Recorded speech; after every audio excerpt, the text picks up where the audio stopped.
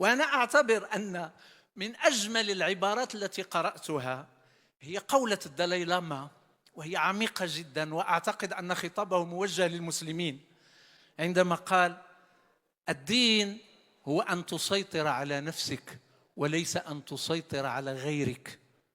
إذن شئنا أم أبينا نجد أنفسنا في عمق النقاش والجدال الديني، وغرضنا ليس مناقشة الأديان، بل مناقشة أشكال توظيفها وأشكال استعمالها لأغراض غير شريفة، إما غرض السيطرة والهيمنة والحكم المطلق، أو غرض السلطوية، أو غرض هضم حقوق الآخرين مثل النساء اللواتي نتركهن تحت الوصاية بزعم الخصوصية الدينية. فأعتقد أن أمامنا الآن خريطة. قبل ما أعطيكم الكلمة للبعض فقط، لأن المنظمين يلحون على ضرورة الختام، رد الاعتبار لقيم الكرامة الإنسانية بمفهومها الكوني.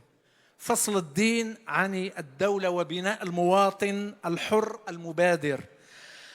المعرفة أولا وآخرا، بناء كل شيء على المعرفة وليس الجهل.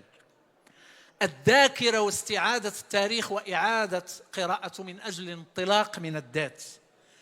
تصفية الحساب مع الماضي عبر الفكر النقدي.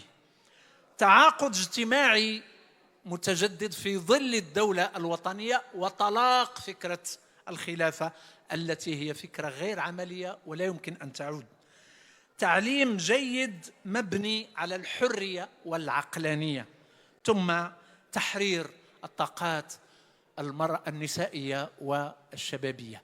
هذه يعني عناصر للبناء الذي نتوق إليه من أجل مشروع ثقافي بديل، رغم وجاهة الفكرة التي عبر عنها يوسف زيدان عندما قال: هل لدينا أصلا مشروع ثقافي لكي نتوق إلى ما هو بديل لما هو موجود؟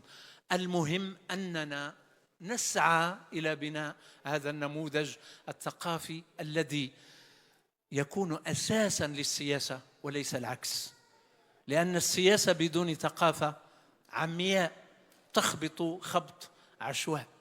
السياسة ذات العمق الثقافي وذات العمق الفكري هي السياسة الكبرى الحقيقية.